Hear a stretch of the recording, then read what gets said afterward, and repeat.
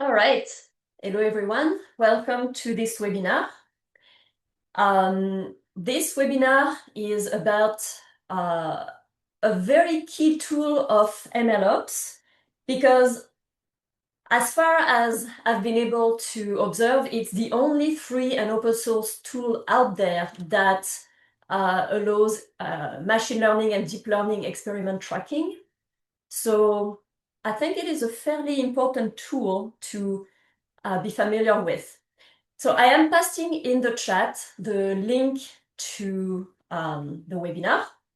And in this page, if you click on the slides button, you will have the slides that open and you can follow along. So what is MLflow? What is experiment tracking? Let's get started. When you develop a machine learning or deep learning model, there are really a lot of moving components. You might use different data sets to train your model. Of course, you can choose among countless model architectures. And then there is the whole question of tuning, which is optimizing all of the hyperparameters of your model.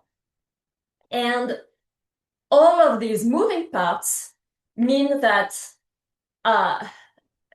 there's really a lot of complexity, and it's very hard to keep track of how you get to a particular point, and tracking the pipelines, tracking your experiment, tracking where you actually got a good result, and ensuring that you are doing things in an organized fashion with consistency, predictability, reproducibility is really a tough enterprise. And this is why experiment tracking tools exist. Their goal is really to help bring sanity to this complexity. And MLflow, as I mentioned earlier, is the only, as far as I could really find, free and open source experiment tracking tool out there.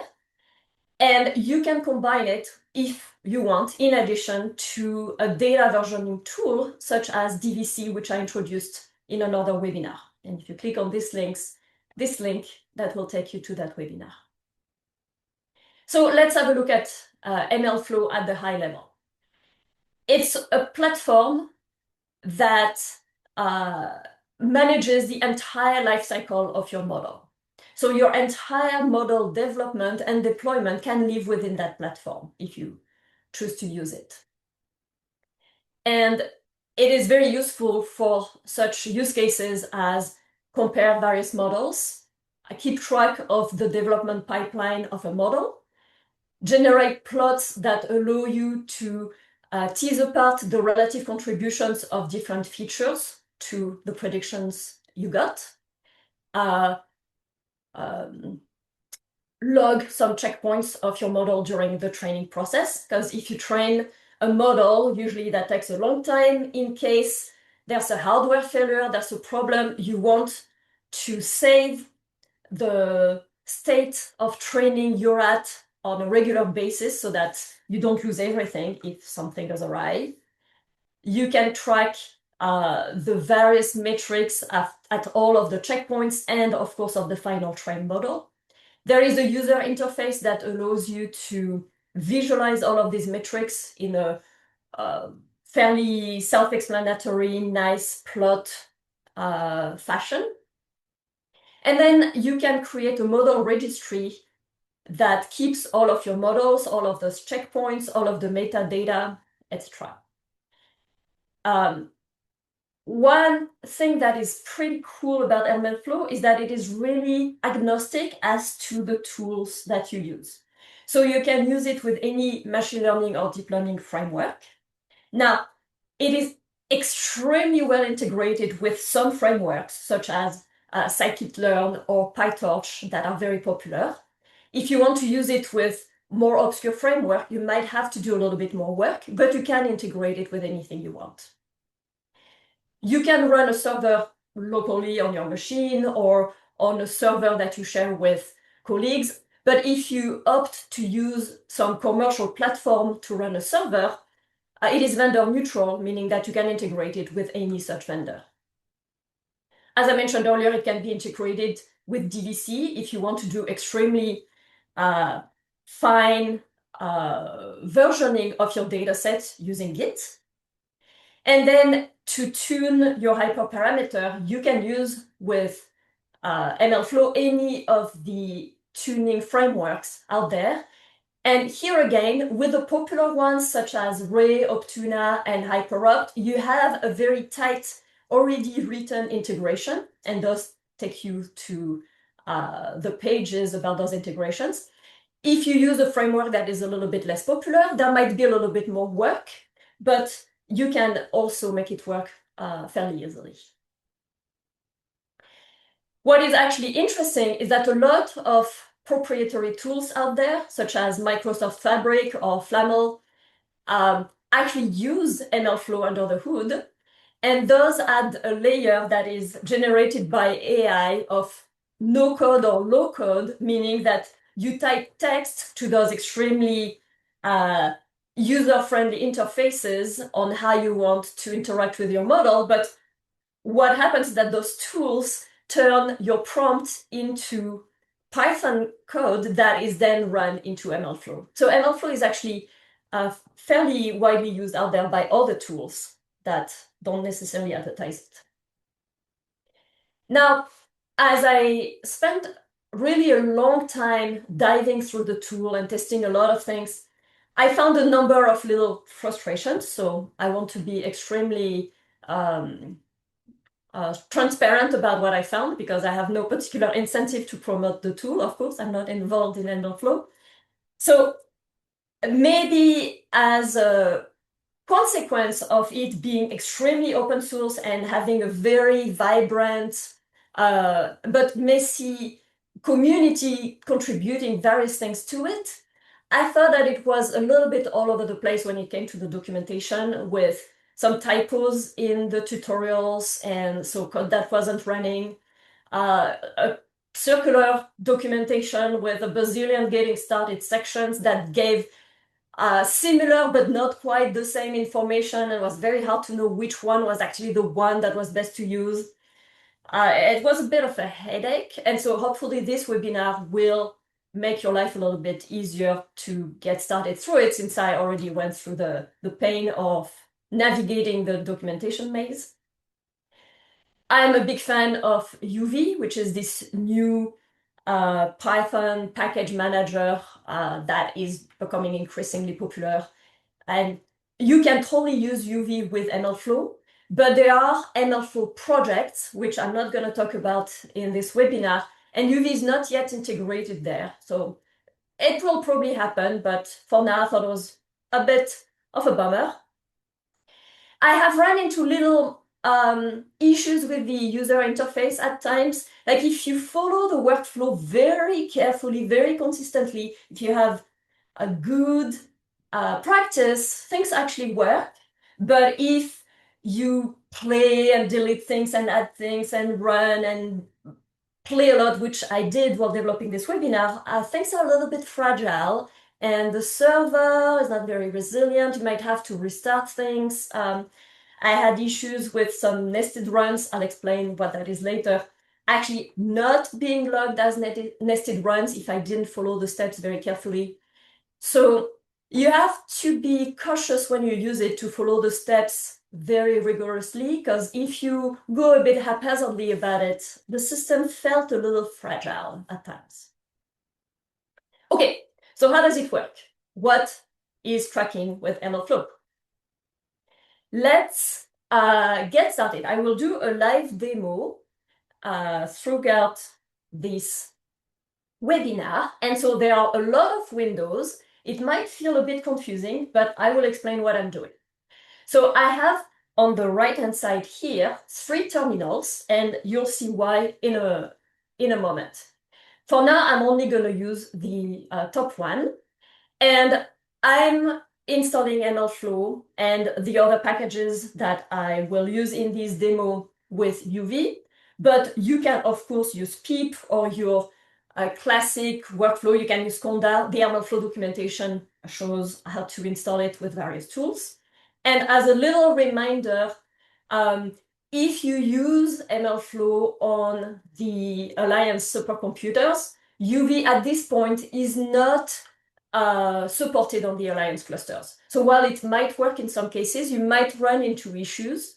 It might become supported at a later stage, but at this point, if you use UV and you run into issues, you're on your own, basically. But on your computer, UV is absolutely fantastic, and I recommend it. And I gave a webinar on UV that you can check, and that's what I will use throughout this webinar. So first of all, here, let me, in the second terminal, launch a tool called YASI, which is a TUI, or a terminal user interface, that allows to see what is going on in terms of my file system.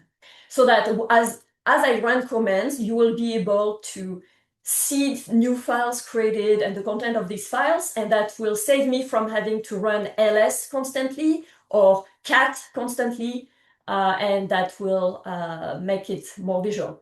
So right now I am in a directory called temp that is empty. There is no item in there, as you can see. So I will create a UV project, which is the most UV-onic way to use UV. And to start a UV project, you run UV init, and that creates a number of files that I don't need. So I'm passing the flag bare so that I create a project without all of those flags, such as like a main.py script, a README file, stuff I really don't need now. So I'm creating this. And as you can see below here, that automatically created a pyproject.toml, which is the file that UV uses to keep track of the dependencies of a project. And we don't have any dependencies at this point because I haven't installed anything. So now I will install MLflow in this project. And as you can see here, that created a UV lock, which is the way UV keeps track of the exact versions of all the packages. That's something that you can put under version control for reproducibility, which is fantastic. There is a .venv where the virtual environment of the project lives, and the PyProject now has MLflow as a dependency. Okay. So now a little side note. As I mentioned, UV has not yet been integrated into the MLflow project, which is some MLflow way to maintain big pipelines. And that concept of project is linked with a conda.yaml file, which expects pip. And so you absolutely don't have to do that, because if you follow what I'm doing here, you don't need pip, we won't use pip. But each time you log a model, you will get a little warning. It's just a warning, so it's no biggie. You can ignore it, but that can be annoying, warning you that MLflow failed to find the pip version, da da da. So if you want to get rid of those annoying things, you can just install pip inside the project, even if we don't need it, we don't use it. It's just to have those warnings disappear. Now, before I go further, let's give a few definitions in the context of MLflow, because I think that that's useful to understand what I'll be doing in a bit. What they call a parent run is really one experiment that contains a whole bunch of runs. So a typical example of parent run will be an optimization task. So the run is the experiment, the parent run is the optimization task that we want to perform. And the children run, or nested runs, are the individual training events that are done with different hyperparameters. A model signature, that's a concept that exists outside of MLflow, by the way. It's a formulaic description of a model its input, its output in terms of the data structure, the data type, the features names, etc. And that's a way to ensure that people who use your model or test your model know how to do so properly. And that's very important in a good machine learning workflow so that it's very clear what your model requires as input and will output, etc. Model artifacts, that's also a concept that exists outside of MLflow. It's the outputs of the process of training a model. So that includes the trained model itself with all of the trained parameters, but also any checkpoints you might have done, potentially the data set and any associated metadata. So the model artifacts, it's really this whole package of all of the outputs of the training process of a model. And MLflow associates what it calls a URI, or a Uniform Resource Identifier, to those model artifacts. So the model URI is the trained model and all of the associated metadata. And this model URI is something that's very important in the context of MLflow.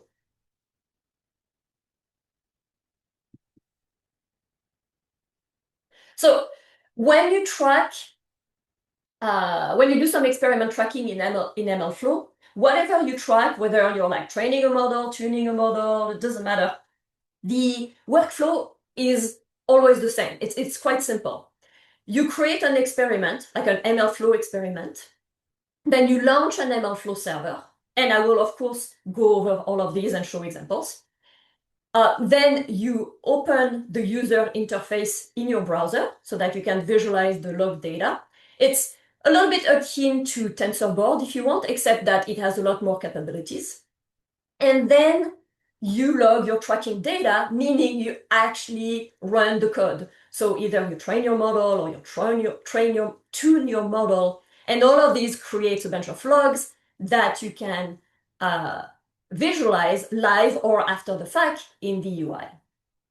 So before doing all of that, you will need, of course, to do some setup because you need to create the experiment and then you need to launch that server.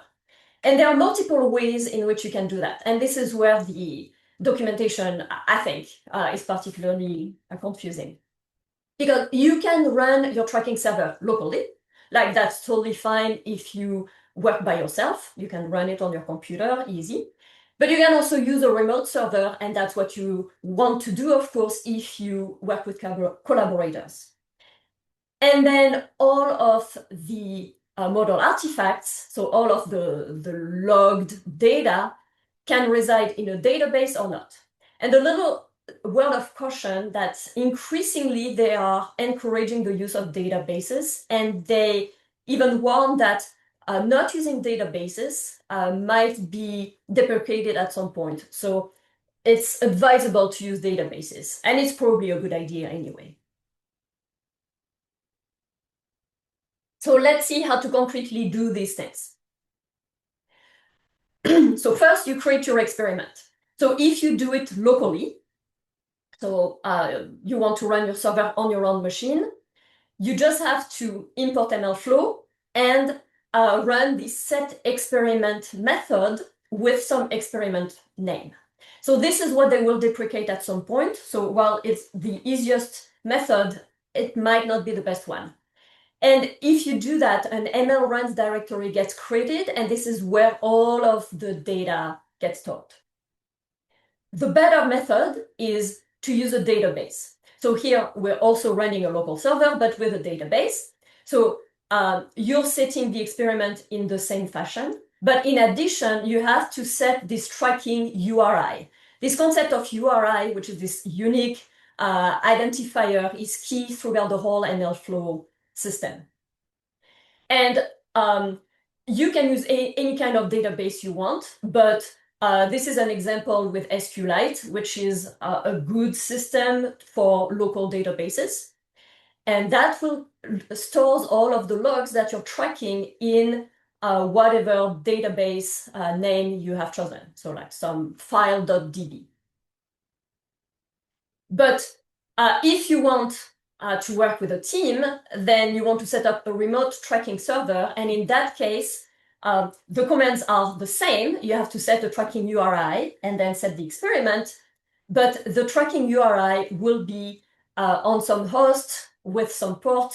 And depending on the server that you use, this can be extremely different. And there's a lot of documentation with a number of commercial servers. It's fairly flexible. Then you need to launch the server. So if you're running things locally, you just have to run MLflow server, and you run this not in the terminal, in Bash, not in Python. This is like a terminal command, a little bit similar to what you would do with TensorBoard. And by default, the port used is 5000. So by default, the server will listen on localhost.5000. But of course, you can use any unused port. For instance, with 8080, you just have to use a flag with a port. With a database, when you launch your server, you have to add this backend store URI flag with the name of your database and the type of database that it is. And you can also add a different port if you've used a different port. If you use a remote tracking server, then you need to also set the host and the backend store URI.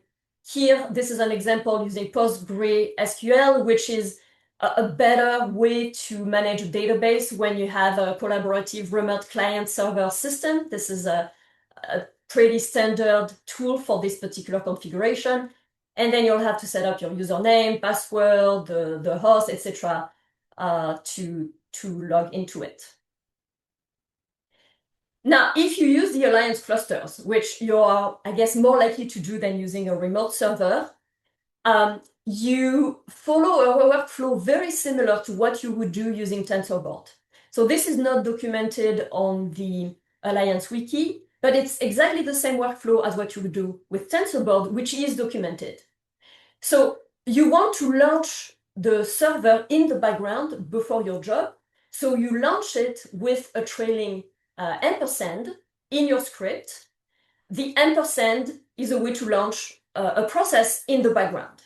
So you have to use host 0.0.0. Like that might not be necessary, but it's less likely to run into issues. So I advise running this if you run on the clusters. And then you run your script. Now, once you have a server running, you need to access the user interface. And so you just open in your browser the HTTP address with host and the port. So if you're running a local server on your machine with the default port, it would just be localhost.5000. But of course, if you've used a different port or a different host, you'll have to adapt that. And if you're running the server on the compute node, on a compute node of the Alliance cluster as part of your job, as we defined 2 slides ago, then you also have, of course, to make a connection between your computer, because you want to be able to follow things on the browser in your computer, with the running job. So this is exactly the same workflow as with TensorBoard. You need to first identify while the job is running, of course, the name of the compute node that is running the server. So you can run the sq command, and in the under the value node list, you can see the name of the compute node that is running your job. And then you need to do some SSH tunneling. So on your computer, you will run the SSH command with the -n flag, and then enter all of this with the node being the node you have identified in the node list. So node 5 or whatever it's called. User, of course, is your username in the Alliance clusters. And cluster, the name of the cluster you're using, such as, for instance, fur. And once you've established this connection via SSH tunneling, you can follow the standard workflow, open your browser, go to localhost.5000, and see the log data as the job is running to monitor it. Very similar to TensorFlow. So once you have everything set up, you can log the tracking data, meaning you're running your experiment. So you're running your code, you're training your model, tuning your model, whatever it is. So let's go over some concrete examples so that you see it in action. So first use case, let's do some very simple thing, model tracking. So why would you want to use MLflow when you're just tracking a model, training a model, like when you're just doing some basic machine learning or deep learning training? Well, it allows you to monitor the model metrics, similar to what TensorBoard would do, but it also allows you to save some checkpoints and their metrics. You have all of the hyperparameters and the optimizer that are all recorded. Everything is in your model artifacts. And you also have a snapshot of the library versions for reproducibility in the future. So workflow, as always, same thing, create an experiment, launch the server, open the web browser, and log the data. In this case, logging the data will be preparing our data, defining the model, defining the training parameters and the optimizer to do our training, and then training. So let's do it. So first of all, we want to add a number of packages. For this demo, I will use psutil, torch, and torch vision. So let's add those in the UV project that I already created. So as you can see down here, the project is being populated by those packages. Now, this is absolutely not necessary, but I will use PTPython. You can follow the link here if you want to learn more about it, which is a really great Python shell, much better than the default shell. So I need to install it because I want to run it, but following like best UV practices, because it's a development tool, it's not required to run the code, I'm adding it to the project with the dev flag. You don't have to do that, but it's nicer because that way, if you share the project with someone else that doesn't use PTPython, they can skip that part. That's a bit of a fancy UV usage, but PTPython got added in the dependency group because of this. Okay, so now I'm launching PTPython. So I could activate the virtual environment because UV created this .venv virtual environment. But here I'm again using the most UV-ionic way to use UV. So I'm going to use UV run and then PTPython. As long as you run UV commands, you do not need to activate a virtual environment. So I could activate the VM and then launch PTPython, but alternatively, I can just run without activating anything, of course, while being in the project, like I'm in the same temp directory in which the project resides. That would work somewhere else, obviously. I'm running UV run PTPython. And there we go. Now I have PTPython. Okay. So step one, create the experiment. I'm using the workflow of a local server. So I'm not using anything remote here, but I am using the better practice of using a database. So I am running exactly the commands that I showed in the general setup slides with a demos.db SQL database, and I am calling my experiment model tracking demo. Now, in addition, I am running these two commands here to enable tracking the system metrics. You don't have to do that, but if you want to see how much memory, how much CPU, etc., you are tracking, you can activate this. So there we go. So now I need to launch the MLflow server. And let's look at the output. MLflow is a bit wordy, but let's see what it says. So we got creating, I'm looking over here, creating initial MLflow database tables, updating the table, etc. The experiment with name model tracking demo does not exist. Of course, we haven't created it yet. Creating a new experiment. Okay, so now our experiment has been created. Note here that my demos.db database has been created as well. So that's it. My experiments, all the logs, everything will be stored in that file here from now on. So now, in Bash, I need to launch the MLflow server. So again, because I use UV run instead of activating the VMs, I'm adding UV run to the command, and I'm running MLflow server with the backend store URI and the name of the database, because that's the workflow that I decided to follow. So this is why I had this third terminal down there, because this is where I'm going to run the server. So I'm launching this. And you get a bunch of stuff, and application startup complete. Okay, great. So now here I had pre-opened a different browser with the localhost.5000 URL, which is the default. That's what I'm using because I'm running things locally, so localhost. And I haven't set any particular port, so I'm using the default port 5000.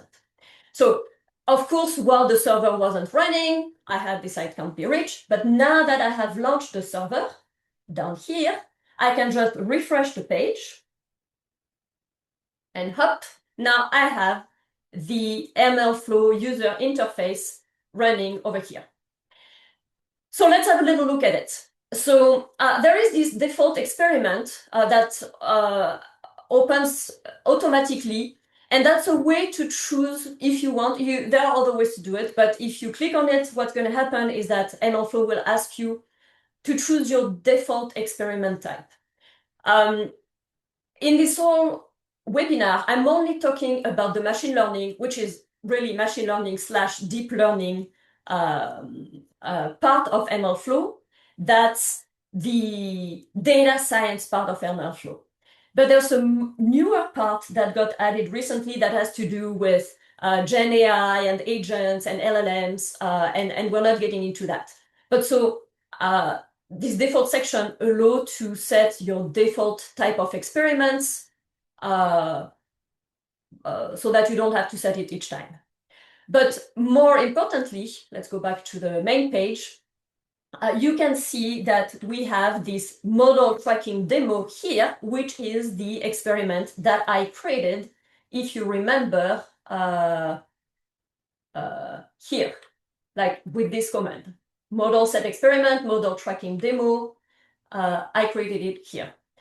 So here you have a number of tabs. So we're on the home page. If you go on experiments, you can see various experiments with our experiment here.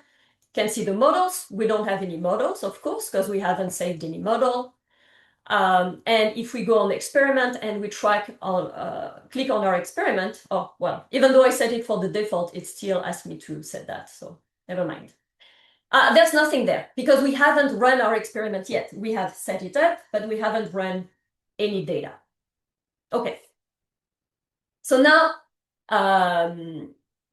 so yeah, access the UI, we just did this. Now it's time to log some tracking data so that we can see what's going on.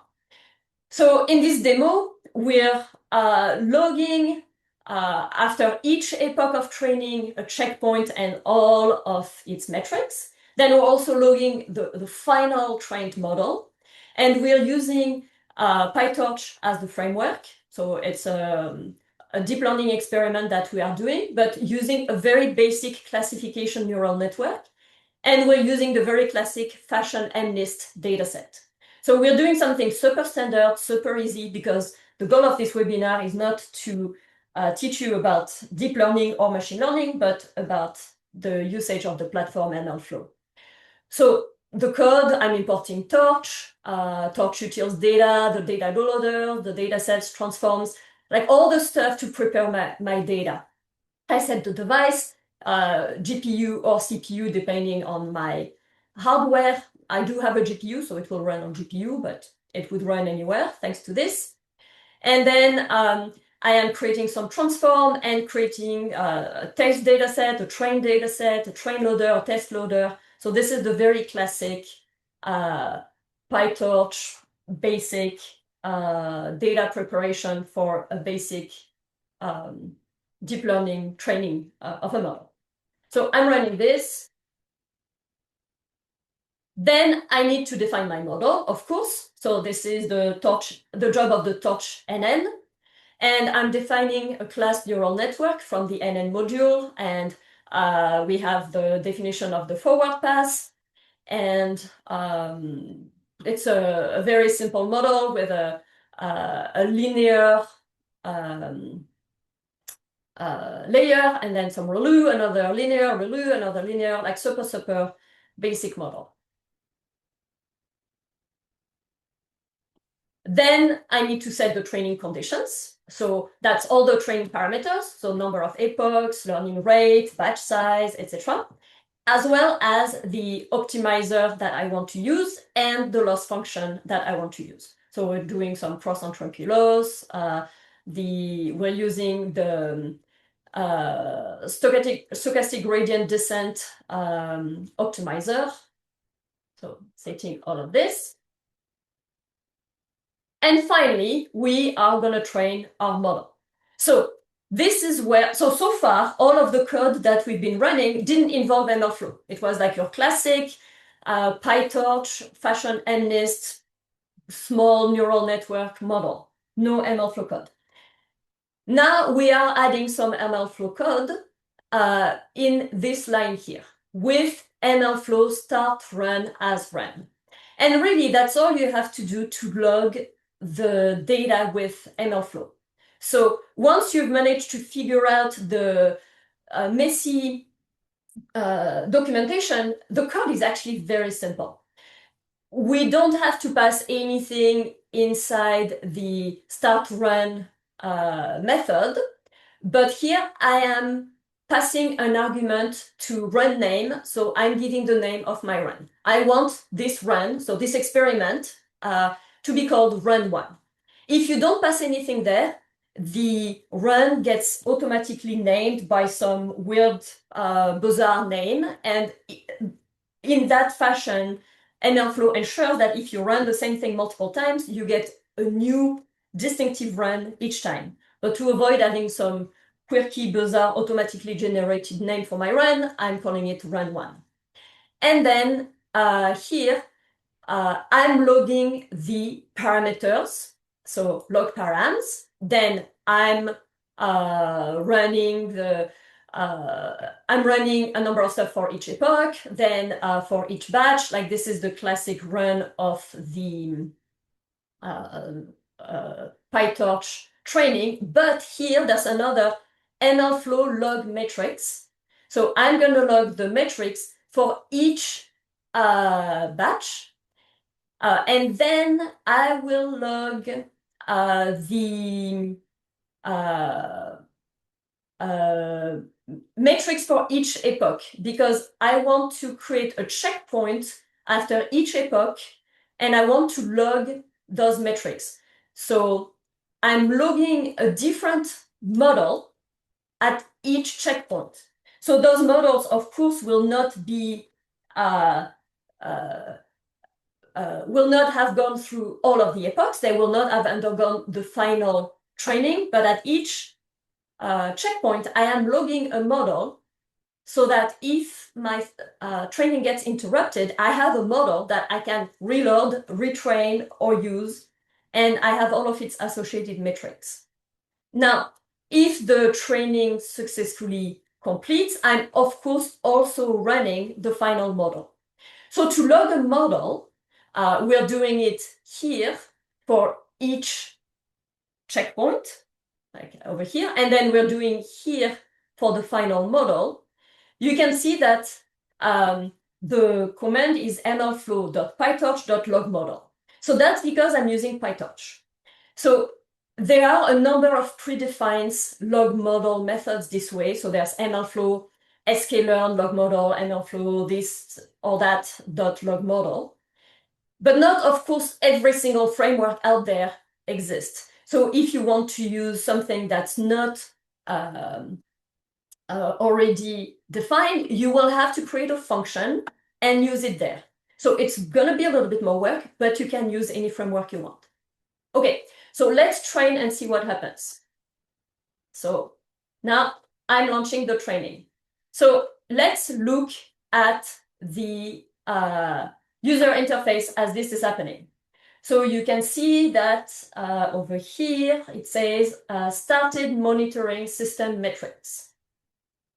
So things will probably run pretty slowly because I am running Zoom, which always takes a tremendous amount of CPU out of my computer, but things are training. We are doing epoch 1 of 4 because I only, in the parameters for the model, I only chose 4 epochs so that we don't spend forever there. And then epoch 2 of 4.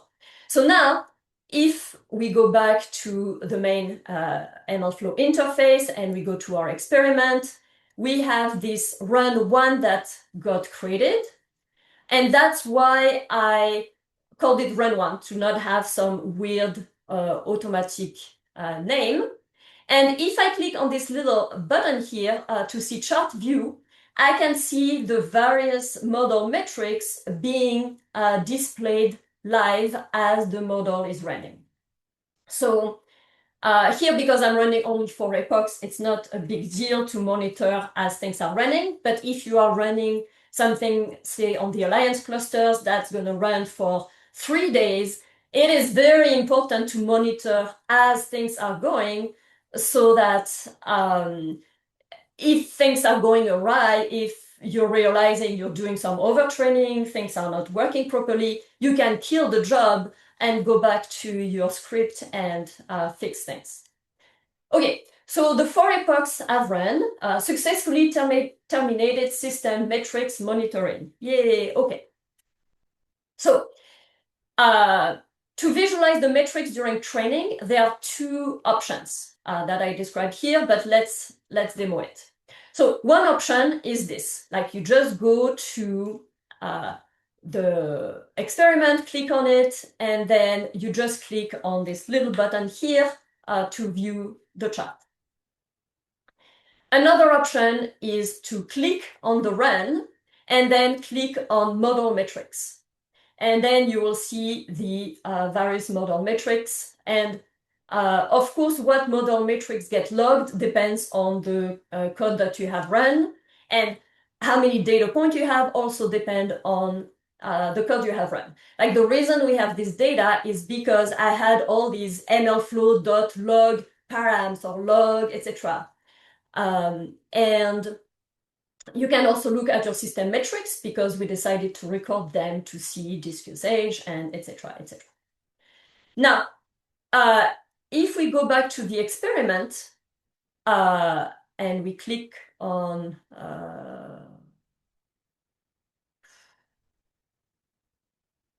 yeah, well, let's keep going. Yeah, I think we've seen enough for this. So now let's create a second run just so that we have a little bit more data out there and we can see it in action a second time. So here I'm running exactly the same code, except that for the run name, I'm calling it run2. So I'm rerunning this a second time. And now you can see that there is run2 also showing up, and you can monitor it. And so if you click on an individual run, you can then see the model metrics of that run. And you can zoom on a particular diagram, you can, etc. But the advantage of clicking on the little chart view here is that you can see how various runs compare to each other because the new runs get displayed on the same chart. So both methods on how to visualize your metrics have different advantages. So as everything is running, let's keep going a bit because I'm slowly running out of time. We'll check the final result at the end, but let's introduce the second use case, which is hyperparameter optimization or tuning. So what is tuning? Really, the goal is to find the set of hyperparameter that will maximize the accuracy of your model, like the best predictive power of your model, and the best performance of the training. So you want to get the best results for the model and train as fast as possible. And this used to be done manually and to be incredibly tedious. But now there are many frameworks that allow to do that in an automated fashion. So what used to be an absolute nightmare now is fairly easy. Many of these frameworks do some very complex Bayesian stuff going on under the hood, but you don't have to learn how to do Bayesian to tune your parameter. You just use a framework and you blindly rely on a very high level framework to do the job for you. So it's become really a lot easier. And by the way, my second run of training has finished. So now you can see what that looks like. Okay. So let's run a demo of tuning. Same workflow, exactly, except that the data that we're gonna track is a little bit different. I will prepare the data, define an objective function, which is the way tuning works, and then run my optimization task using this objective function. So I will use the framework Optuna to run this. So I need to install this new package. So I need to quit PTPython. So Control D is one way to get out of there. And I am adding Optuna. And so now you can see that I have Optuna in my UV project. And then I can relaunch PTPython, and I will go again the classic MLflow workflow. So first I create an experiment, and I am using the same database because you can have one experiment per database, but you can have multiple experiments per database. So I could have created a second DB file here, but I decided now for my workflow is better if I use the same database, but I'm setting a new experiment. So this first line is the same one I ran in the first demo, but the experiment has a different name because this is a brand new experiment I am running now.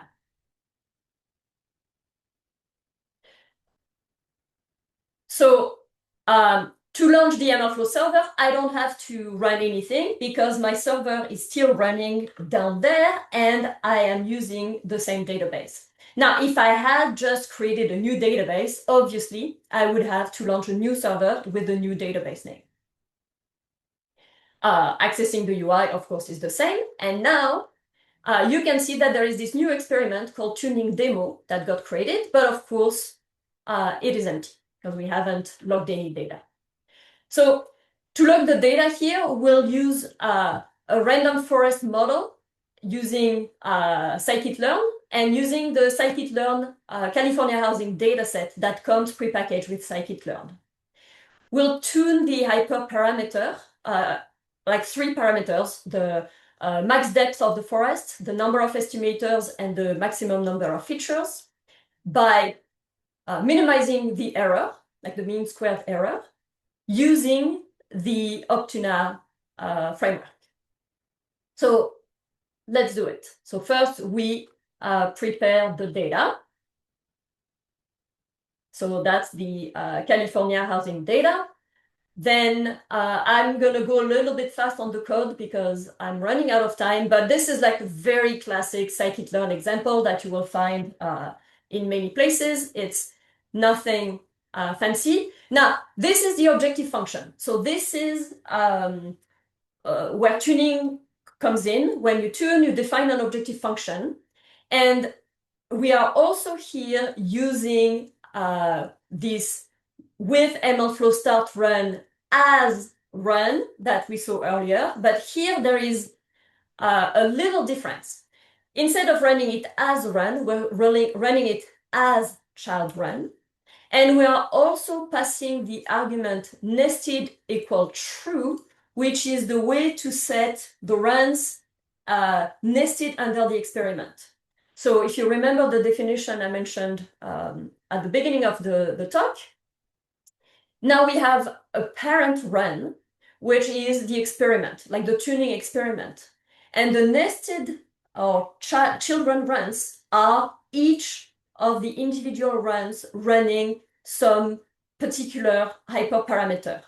And the objective function its goal is to minimize the error, which is the mean squared error between the y-val, which are like the validation y-values, so the real values, and the y-pred, which are like the predicted values.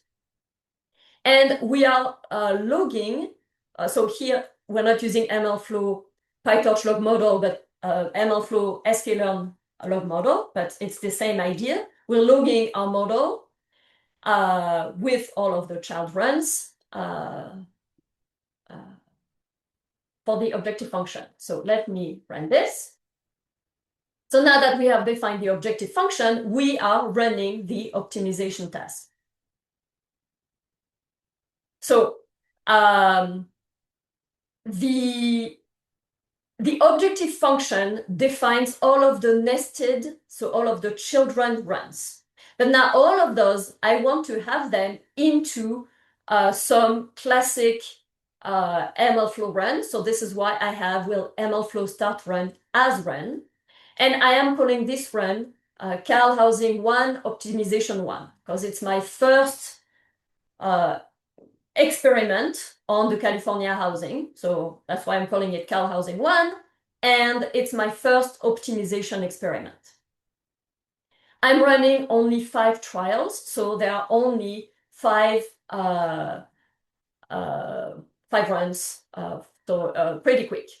So here we go. So if you look in the UI, it looks a little bit different than the previous example because we have a little plus here, and this is because we have this nested structure. So the top run here, that's the parent run, and all of the trials are the children runs. And if we click on the chart view, we can right away see which trial worked better. As it happens, it is this black one, which is the trial 0.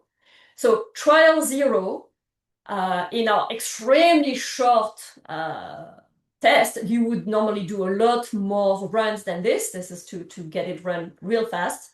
Had the hyperparameters that are optimal with the metrics that we decided to use, which is the mean squared error for our particular example. Okay. Quickly, model registry. You can also register models once there's a model that you think is worth registering. So that allows to track the development pipelines, to track various models, and you can have multiple versions of those models so you can see their evolution. There's a central place for all of your models. If it's a remote server, of course, that's a good way to share models. That can be used for deployment. You can add metadata, tags, annotations, everything you want. You can associate data sets with it, which probably will not have time to get to, but that I have in this talk as well. And the way to register a model can be done when you log the model. So in the code we ran, each time we had a log model, it's hard to spot now, but each time I had the log model code, I could have added some value under the registered module name argument. But that's not a very great workflow to register automatically all of your models. I find that it's better to run a model, see how it performed, and then decide to register the ones that are worthwhile. So it seems to me that doing it after the fact is the more natural workflow. So how to do that? So you can register a model either via Python or through the UI. So via the UI, let's see if I can do that. So if I do this and then this, yay, okay. So you click on the experiment name containing the model. So let's start with the first model we used. So I click on model tracking demo. That was the PyTorch experiment. Then I click on model in the left menu. It does say model if the window is a bit bigger. The name disappeared because I'm running out of space here. And then I click on the model that I want to register. So why do I have all these models here? Well, remember we saved a model at each, like we created a checkpoint in the form of a saved model after each epoch. So I ran fashionist twice, I trained twice. There was, remember, run 1 and then run 2. And for each of them, there were the checkpoints. So that's why I have fashionist 1, checkpoint 0, 1, 2, 3, and then the trained 1. And then the 2, 0, 1, 2, 3, and then fully trained. So I'm not gonna register a checkpoint. The checkpoint was kind of an in case something goes awry, I'm gonna register a trained model. So I'm clicking on fashionist 1 trained. And here there is this convenient register model. Oopsie, sorry. And here, because I don't have any models yet in this database, I cannot choose a model. So the only option I have is to create a new model. And then I can give it a name. So let's call it fashion and list 1, for instance. And then I'm registering it. Boom. So done. Now, if I were to work on this model some more, I could re-register it and create additional versions. So let's make this bigger. Now, you can see that this fashion MNIST 1 trained now has a model version. It's fashion MNIST 1, and that's the V1, the version 1 of the model. If I click on the main MLflow interface and I go into models, now I do have, no, I don't want to try this, whatever it is. Now I have this model here at version 1. But let's pretend I have worked on it some more. I can go back to my experiment, model tracking demo. It was, oh yeah, I click on model, and then, so you can see here fashion MNIST V1 like you can see the saved model here. I can click on it and I can re-register.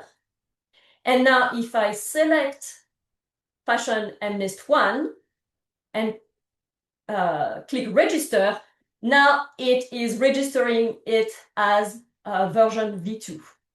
So you can, in this fashion, keep track of the evolution of models through various versions. And now you can see that my fashion MNIST 1 model, the latest version is now version 2. So yeah, so let's go back to this. So that's how to register version 1 and then subsequent versions. You can also do that via Python. And I found it actually very difficult in the documentation to figure out what you have to put in there.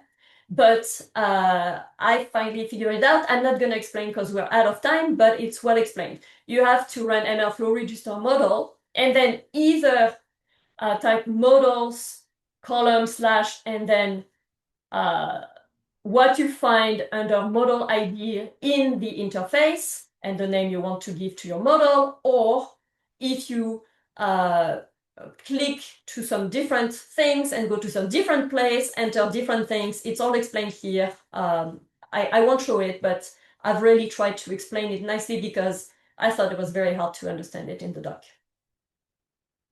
So once you have registered the model, you can load it at any point in the future if you want to run it, if you want to retrain it or whatever. And this is the code. So now flavor is PyTorch or sklearn or something, or some custom function that you create for unsupported frameworks. And of course, if you run the wrong flavor, it's not going to work. So if you run scikit-learn for our PyTorch model, you'll get an error message. So I kind of did part of the demo already.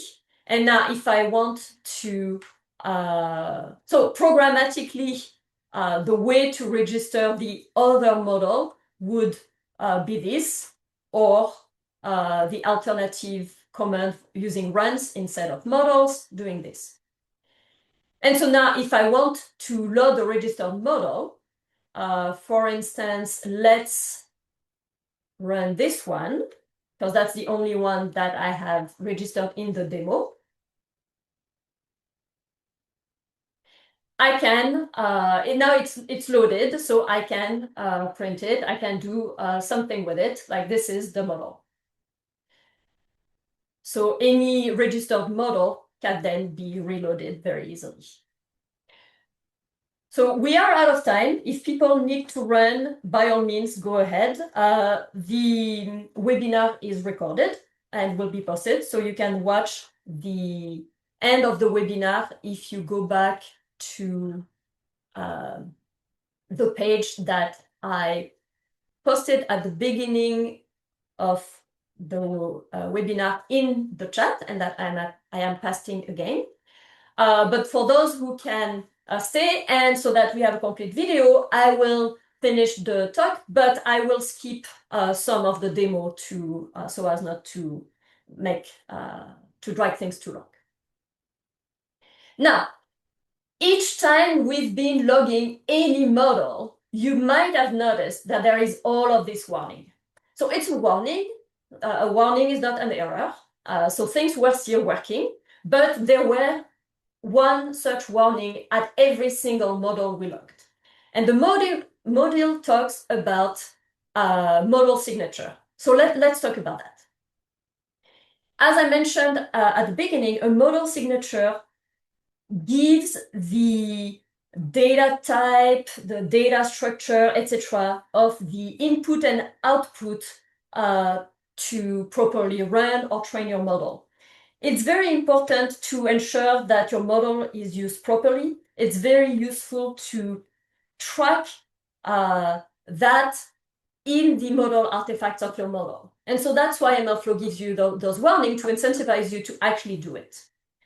Now, there is a very convenient way to create a model signature in MLflow, which is simply to use an input example. If you run an input example as part of the logging of a model, MLflow will automatically infer the output format, the model signature, etc. So that's really convenient.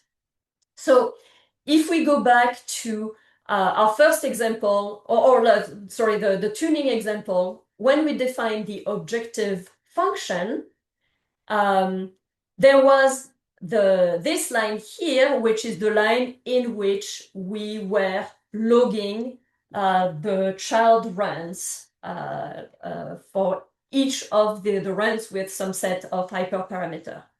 So each time you run log model, you can add an additional argument which gives an example input. So as an example input, you can simply pass the first row of a data frame or the first element of a NumPy and the array, or the first element of or whatever you are using to train your model. So in this case, if you go back into the code in how we prepare the data, we used sklearn to create capital X and Y out of the Cal housing dataset using the sklearn splitting function. So capital X is our input data, basically. And so to this line, to the log model function, I'm adding one argument, this one, input example equals, and I'm just passing the first element out of X. And that's enough for MLflow to infer the signature and all that. And so I'm not going to do it, but here this is the, if I were to run this objective function and then redo the optimization task, we wouldn't get all of those warnings. And if you inspect the model artifacts, you would see the input example as part of the stored artifacts. And then here is a nice little way to test just the signature if you want. And if you do things properly, if your input, what this little test does simply is to try to run the model on that first like little sample that you're passing.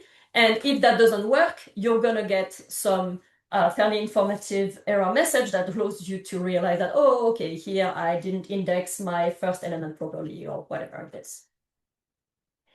So you can also track data sets, and the benefit is to keep the data with the model. So for reproducibility, or if you work in a big team, or if you want to ensure that you can go back to the data source, that's kind of convenient. I'm not going to run the example, but you can track super easily any of the supported data types, which involves polars and penner data frames, NumPy and the arrays, etc. Now, there are many data types that are not supported. For example, our first example used some torch vision dataset, it's not supported. So when that's the case, you either have to convert the data into some model that's supported, or you have to create your custom function to run it. And here I have a little example that shows how to create some train and validation data set with the using a polar data frames, using the scikit-learn example.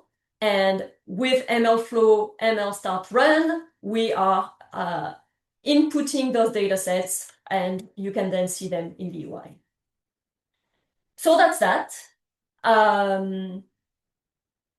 That was a lot. Apologies for running out of time. There is a lot of documentation. It's a bit tough, but it's there.